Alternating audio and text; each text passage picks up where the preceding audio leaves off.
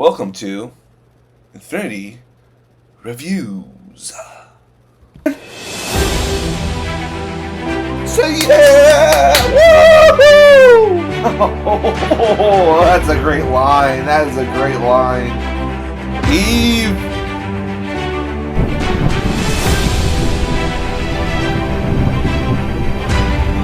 Hey guys, what is up? I'm back here with another review for a new movie that came out. A movie I've been very excited to see. And that movie was The Hunger Games, A Ballad of Songbirds Snakes. Now, I've been really looking forward to this movie, as I just stated. Just because during COVID, I re-watched the Hunger Games movies and fell in love with them even more. And I really just enjoyed them. And when they announced this during this movie, I was very excited. I was excited to go back into this universe, back into the Hunger Games franchise, and looking at the character Cornelius Snow and seeing his rise to becoming, the evil dictator / president of Panem. I'm gonna say, not the best Hunger Games movie, but I very much enjoyed it. A lot of people are saying that, they're I wouldn't say complaining, but saying, it's not a good movie. I doubt it. I think it is a wonderful movie.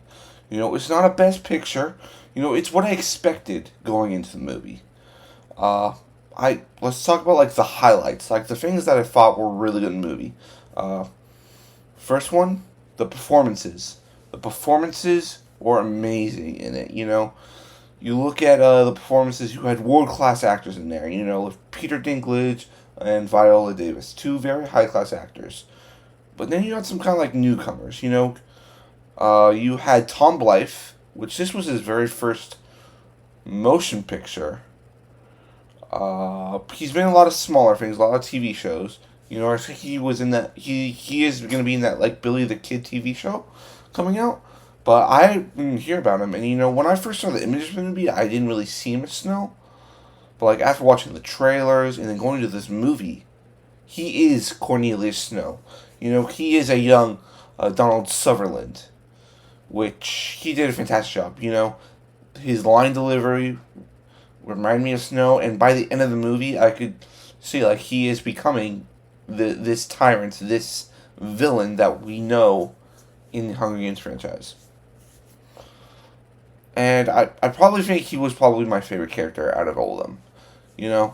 It's hard to say because I was also a really big fan of Lucy Gray, which we're going to talk about her in a minute. But I really like this character a lot, and that's not really. It's saying that the movie made me love Cornelius Snow, and me knowing as the watcher that he's going to become this tyrant. I don't know if this is something good or bad about me, but I like this character, and I would love maybe if Susan Collins wrote another book that kind of went into more of the rise of Snow. That could be an interesting movie to go into. But great performance, and I think he's now going to be one of the actors sought up for, and I hope he gets some more work. And if they don't make any more Hunger Games movies with him, I would really love to see him get some more work. All right, let's go into the next character. He's a co-star, co-lead matter in sense of saying.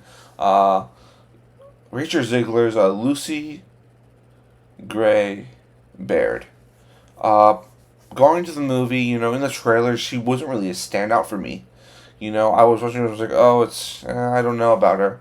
I watched this movie, and I completely fell in love with the character. I think I like her. I'm gonna say this. Don't get mad at me, Hunger Games fans. I like her a little bit more than Katniss Everdeen. I found the most parts I was intrigued with her character was the song she sang, and each song I was listening to the lyrics saying who is she singing about. There's a spoiler. I'm gonna put a little spoiler up there. She's singing songs about her ex-boyfriend who is dating the mayor of District 12's daughter. You also have, you kind of more understand the lyrics of the Hanging Tree when you watch the film, because they're directly implied to events that happen in the film, uh, which was very interesting to learn. And you got some. There were also like many Easter eggs that she mentioned. She mentioned the Katniss plant, which that's a reference to Katniss Everdeen. And there was also a bow in there, in the arena, that was also mentioned, and also the Mockingjays and the Jabberjays from Catching Fire and from the series. Well, we're kind of going off track a bit, talking about the Easter eggs, but as a character, I really enjoyed her, and also her relationship with Cornelius. You know, it was a lot different from the Katniss Peter relationship, and what I really liked it, like they didn't really have like a love triangle on it. You knew like, well, there was a love triangle, but that wasn't really explored because it would be confirmed that she like didn't like, she cut off that relationship with the guy who was dating the mayor's daughter. That's who the guy dumped Lucy for. But I a lot of people said like they didn't like the relationship between them, and I'm gonna have to second that. I really liked the relationship between the two. I think Rachel Ziegler and Tom Blythe, they played off each other really well, and I think it was like the most entertaining scenes was when they were together, you know, and they were probably the two characters I attached to. You know, I have to say, like, again, the songs, like Rachel Ziegler's voice, like, I'm someone who I have not seen the Steven Spielberg's West Side Story yet, so I don't really know like Rachel Ziegler could sing. I saw her in Shazam and I thought she was okay, and going to this movie, I'm like, okay, I guess you're good, and like, she is such a good singer, guys. Like, I'm tempted to like go watch West Side Story now because her voice is so beautiful. It's so great, and especially like because she has like a southern accent in the film. It goes great along with all the type of songs she sings. She sings like a bit of country, a bit of folk, which I think is a perfect for the film, especially the way you look at the districts. But yeah, and she was really enjoyable. She's a lot different than Candace. She's not a fighter. She's someone who wants to spread, I think, like, peace and a message through her songs. And, she's a bit of a rebel, like Katniss, and you can kind of see the similarities between the characters. But in all, I really enjoyed this character a bit more than Katniss because I like underdog characters. I like the characters who are not strong, but find their strength in a different way. And she captured it a bit different than Katniss. Katniss, she kind of did it by her actions. How she was great with a bow, like she was a great fighter.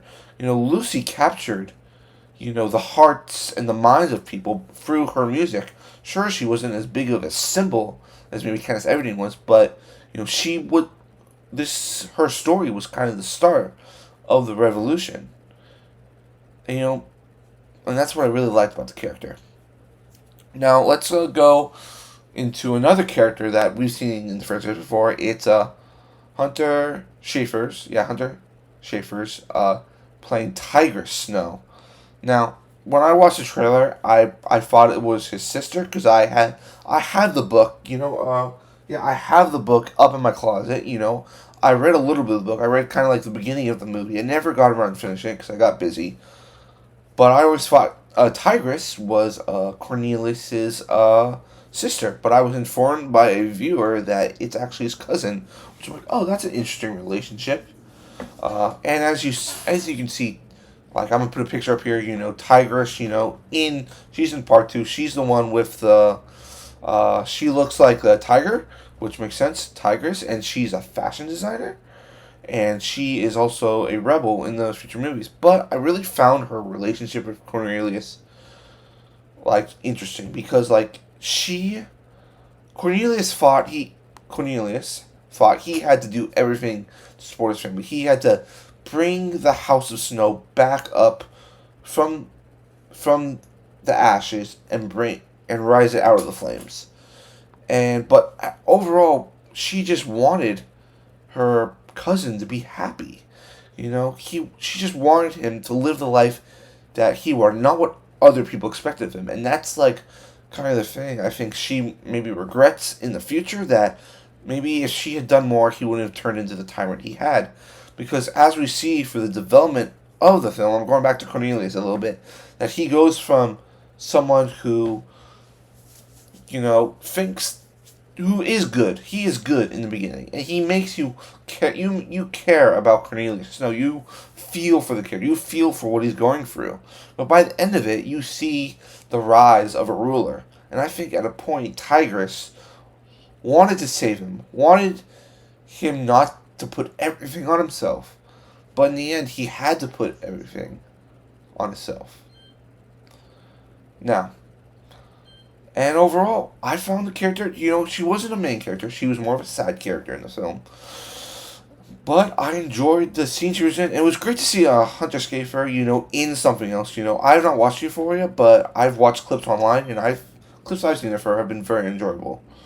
And, it's just really cool to see, certain parts that weren't expanded, that we got glimpses of in the other movies, expanded on in this film. And let's go on to the next character here. Now let's go into Peter Dinklage's character, Dean Casca Highbottom. The creator, supposed creator, if you know what I mean, of the Hunger Games. Again, you get a world-class actor in Peter Dinklage, and Peter Dinklage, Game of Thrones, and this isn't a huge role. It's kind of more minor side character. He's meant to be one of the opposing forces against our main character, Cornelius Snow, in the film.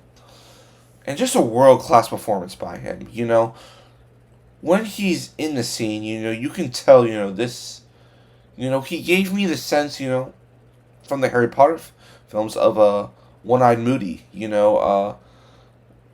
that character from, like, Goblet of Fire in the future movies, because, not just because he's, like, drinking like him, but just because you don't know much about him, but you know that you can't tell if he's a friend or foe. And in the end, he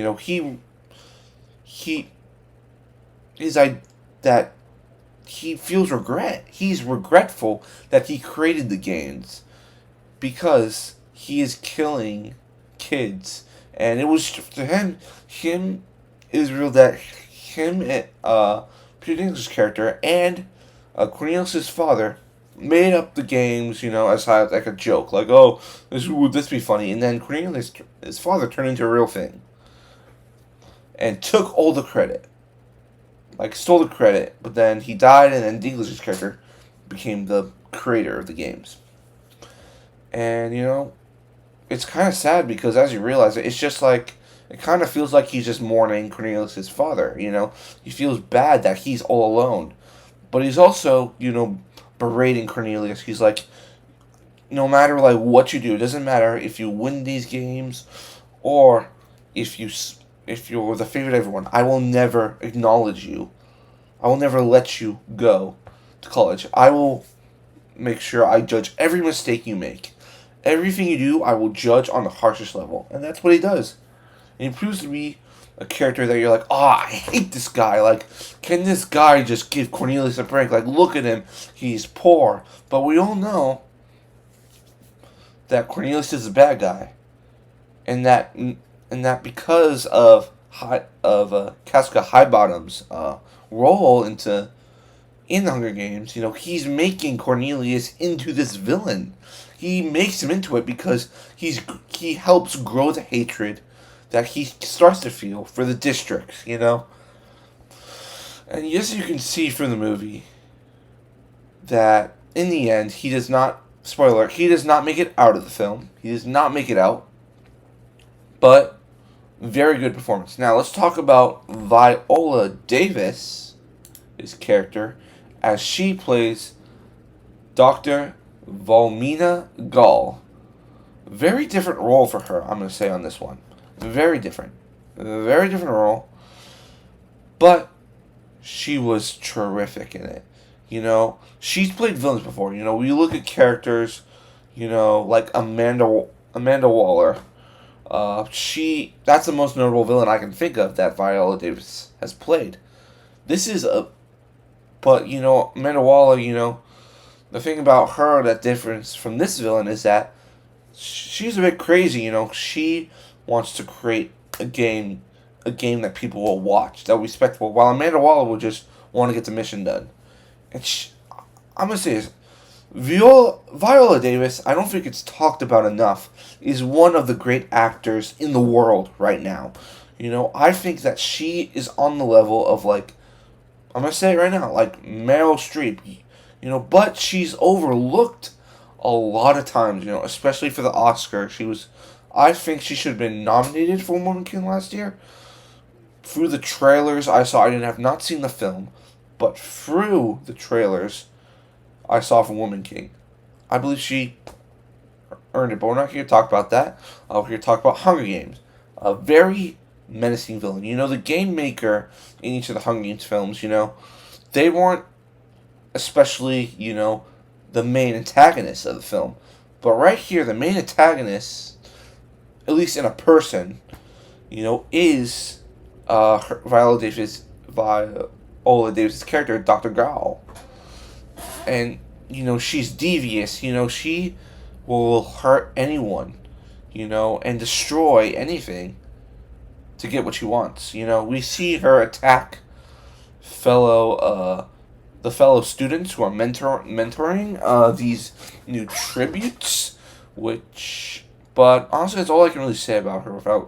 She is more of also a minor character.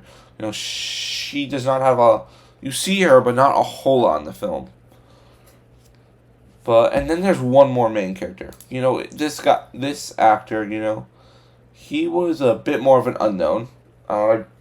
It was Jose Andres Rivera playing Seamus Plinth, who was Cornelius' best friend. Now, I thought, the reason I think his character is here is to show the side that of the districts. He is from the district, but he is living in the capital, and he's surrounded by all these people who think the districts are just people in the districts are terrible people. He wants to try to make change, but it's hard for one man to make change. And instead of him showing it through his actions, he shows it through what he does. He's very aggressive, very violent, and in the end, he is hung by the hanging tree for trying to make a change. Hung by his best friend Cornelius. Spoiler alert. But another very fantastic performance by this actor. A new upcoming actor, I feel like. I think him and Tom Blythe, they're going to be very high-profile actors because they were so good in this movie. So good. And the betrayal was just heartbreaking because I think we knew once they're in that scene and he's sending the message through I can't remember what kind of birds they're called, but they kind of copy, and these birds weren't catching fire. And him saying the message, you knew oh, he's his best friend, he's gonna get the worst of it. And it's a harsh scene to watch. Seeing him hung, even for the audience when we go attach to your character, seeing him hung, it hurt because this guy, he just wanted to make a difference in the world of Pan Am. But as we know that, Snow has to become that tyrant leader, has to lust for power. And that's what happens. He has to betray his friend. He feels so much guilt over it, but I think that he realizes he did it for his family, for Pan Am. Now we're going to move on to some of the things that I think were the problems of the film. Because I'm talking about the stuff I like. It's talking about the performances. The music was great. And I was really involved in each character. It is a long movie. It is one of the long ones. I believe it's the same length as Ridley Scott's Napoleon, even though I did enjoy this movie a lot more than Napoleon. It could have been shorter. My thing is, after watching it, that maybe this could have been two separate movies.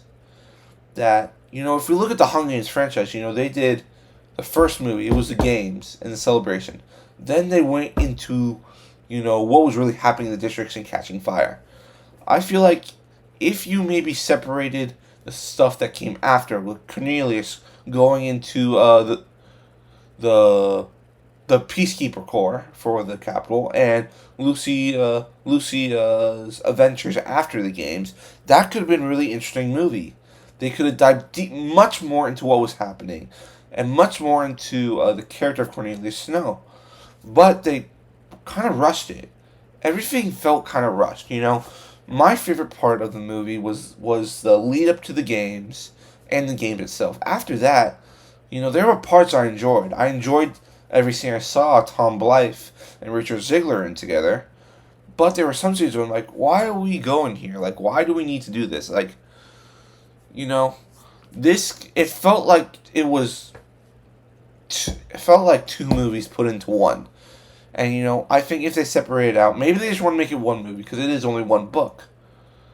But if you're doing an adaptation, you need to realize that you need to change some things, Not everything has to be exactly like the book, but the most important things must stick.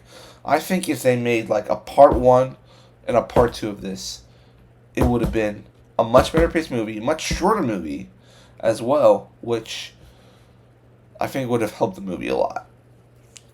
And maybe people aren't going to agree with me on this. I'm not saying I hate the movie. I wouldn't say I loved it. I liked this movie. I liked it a lot. Because the beginning, seeing Cornelius, Snow, and Lucy Gray Bear's relationship was probably my favorite part of the movie. The music was great. The song Olivia Rodrigo did in the end credits was a very good song. And learning the history behind some of the music that Lucy Gray wrote and the meaning it has in the other films was really cool to learn as well. But with you want to tell a good story, and this is a good story, but I believe it could have been separated into two different films. But that is going to be my review for The Hunger Games, The Ballad of Songbirds Snakes. I definitely hope you guys go check it out, because honestly, I want this franchise to continue. Hunger Games is a franchise I love. I love the idea of it. I love everything to go, and I love to see more stories. I'd love to see another film with Tom Blythe and going into like the later years. What happened to Lucy Gray? Where did she go? There's so many doors they can go into, but it's all up to Suzanne Collins. If she's gonna write another book, I don't know, but I would definitely read another book if she had it. I gotta finish the Songbirds Snake book, but overall, I would recommend you go see the movie. I would give this movie, I would say, a 7.5 out of 10. 7.5 out of 10. And as I said like last week about the box office, we're going to talk about the box office for the second weekend later this week, and how things might be looking up for the movie, and that it might actually get more stories in this universe. But yeah, thank you guys for watching. Make sure you like and leave a comment on the video and subscribe to the channel. And make sure to go watch all my other videos and go check out the Instagram, the Twitch, all of it. And I'll see you next time.